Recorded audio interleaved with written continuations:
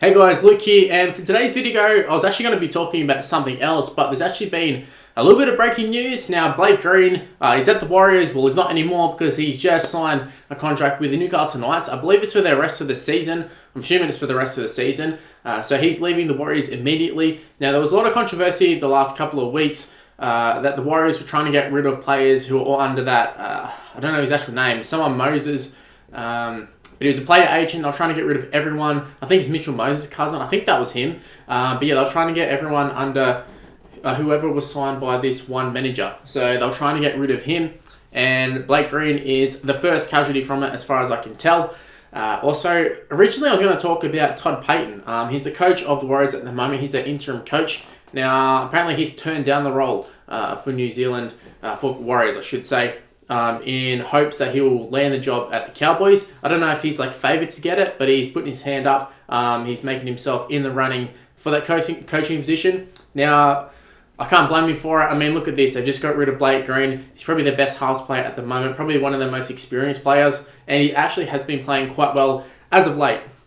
Now, for the Warriors, I feel really bad for him at the moment. Obviously, stuck in Australia, can't go home. Some of the players have left. Some of the best players, I'll say, have left too. So it's not even just little Joe Blow, who's just sort of making up numbers in the squad, has left. This is Fusatua, one of the best backs. He's gone, and a few others. So Warriors definitely struggling, and I think they're going to struggle even more. Blake Green leaving, so that leaves Nick Arima and Harris DeVita in the halves, which I think they can do a job, but I don't think they're going to be outstanding by any means, and especially when they're in the fight for the wooden spoon. I think losing Blake Green is big. However, I suppose you can't really deny him. They've told Blake Green, we don't want you next year, you can leave.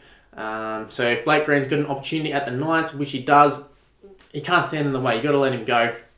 It just sucks for the Warriors because at this point they're trying to grab players from other teams. I mean, I think it was Todd Payten was on one of the NRL shows on Fox, and he's saying, yeah, we've been offered some players, but no NRL quality sort of players. And it's like, okay, so you're after players who are NRL quality, yet you've just let Blake Green go mid-season. So on one hand, I understand what they're saying, but then it kind of doesn't go with what they're saying to go and release Blake Green. But in terms of him actually signing with the Knights, I think it's a good signing for the Knights.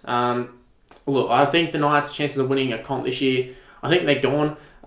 Just the fact everyone who steps into that 9 position for the last couple of years, they always go down with a long-term injury. 2 of them have been career enders, Foss Jason and Slade Griffin. Connor Watson done his knee. Jaden Brayley came over and played 1 game and did his knee after not really having any injuries at the Sharks. I feel like the number 9 jersey is cursed, and I'm guessing the plan for the Knights is to shift Kurt Mann into the hook position, and Blake Green will go into 5'8".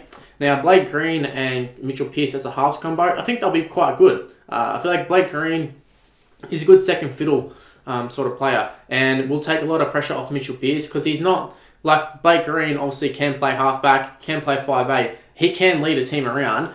He's probably not going to be an absolute world beater, but he can do it. He's quite effective at times. And the fact that he now has Mitchell Pearce to play off, I think will really help Blake Green. Doesn't have to do it all on his own. Doesn't have inexperienced players around him. And then Mitchell Pearce also will probably lift his game because now he's got a halves partner who is actual quality, who's played with good teams, is experienced. And it's not like Mitchell Pearce. Kurt Mann has been doing a fantastic job, but he's not really a renowned 5'8". He's done a great job, but you would think that Mitchell Pearce still has the bulk of the organising and stuff, where now Blake Green and him can sort of go half and half, and I think that will work well for Mitchell Pearce. Mitchell Pearce is a great halfback, but he does need a good halves pairing for me. And I don't think Mitchell Pearce has been that good this year. I know they've had a lot of injuries in the Knights, but Mitchell Pearce has been quite disappointing for me. Whereas Kurt Mann, I feel like, has been the star of the halves, which has been quite surprising. But yeah, Kurt Mann moving to hooker, I think he'll actually do a really, really good job there. I think that's what they signed him for initially. I remember when Nathan Brown signed him, he was playing as a bit of a utility for the Dragons, and they said, yep, we're going to sign him to play hooker. Never really eventuated. I know when I was using the Knights on Rugby League Light 4, I was like, yep, Kurt Mann, he is my hooker.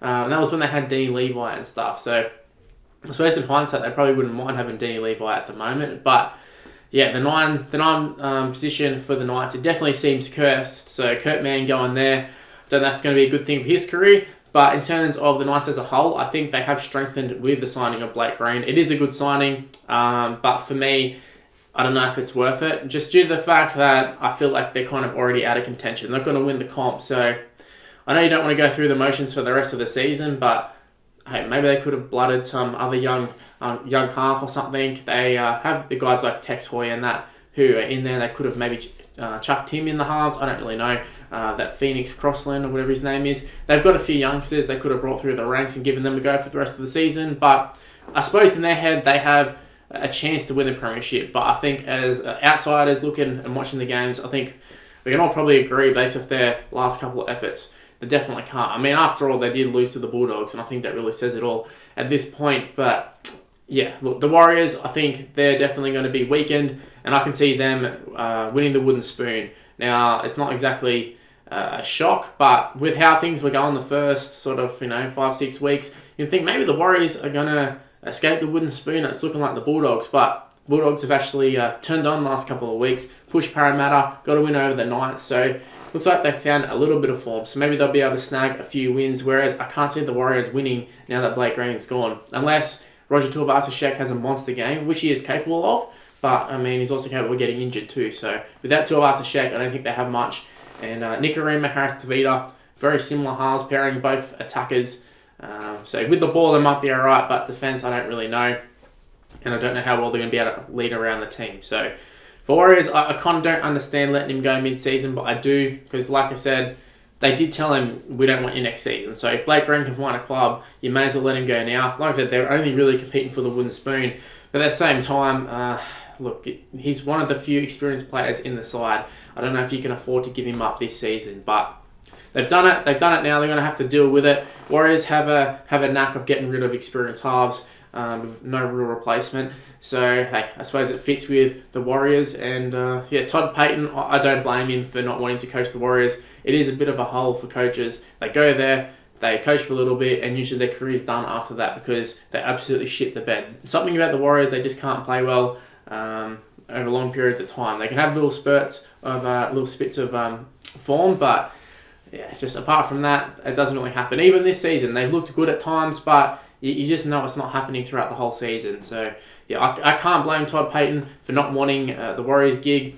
And, yeah, I know NRL coaches, they want an opportunity, which is why I find it funny that guys like Jeff Tuvey get completely just ruled out. And then you have guys who haven't even really coached are turning them down, and yet they still look at Tuvey and go, nah, don't want ya. It doesn't make sense to me. But, hey, a lot of the things in the NRL don't make sense to me, don't make sense to a lot of people. So, yeah, that was just my say. I thought I'd give my thoughts on Blake Green signing with the Warriors and also Todd Payten turning down the Warriors contract to coach full-time. So he's going to coach him for the rest of the season, but in terms of going forward, he'll be gone. So they're on the lookout for a new coach, also on the lookout for a new halves pairing by the looks of things. So, yeah, leave in the comment section below. What do you think of Blake Green signing with the Knights? Is it a good move? I think it is a good move for him. I think it's a good fit for him. I also think it's a good fit for the Knights considering where they're at the moment. Just depends on what their ambitions are for this season. If they think they're going to win a premiership, I think they'll be very disappointed, but I think he will be a good addition to the side. Even next year, I think he'd be a good signing. I'm not sure how long his contract actually is for. Maybe it is a 2-year deal, I don't know. Anyways, leave in the comment section below. What are your thoughts on the Warriors, the Knights, and just everything I've talked about in this video? Anyway, guys, that's where I'm going to wrap up the video. If you did happen to enjoy it, leave a like on the video and subscribe to the channel if you're new around here. Also, make sure to follow me on Twitter and Instagram. It's on the screen right now. It's Mr. Luke on YT. Facebook page is also in the description below as well. You can just search up Mr. Luke. Don't really post on there that often, but hey, every now and again you might see me post on there. Also, my Snapchat is Mr. Luke on YT as well. So that's probably where I post on there the most. So go and give me an ad on that. But yeah, apart from that, I haven't really got anything else to say. So this is where I'm going to leave the video, guys. Stay tuned for more videos. Been posting a lot more regularly, a lot more consistently. So yeah, definitely subscribe to the channel if you are new around here. Anyway, guys, I'll see you in the next video. I don't know what it's going to be about, but I'll see you then. Bye, guys.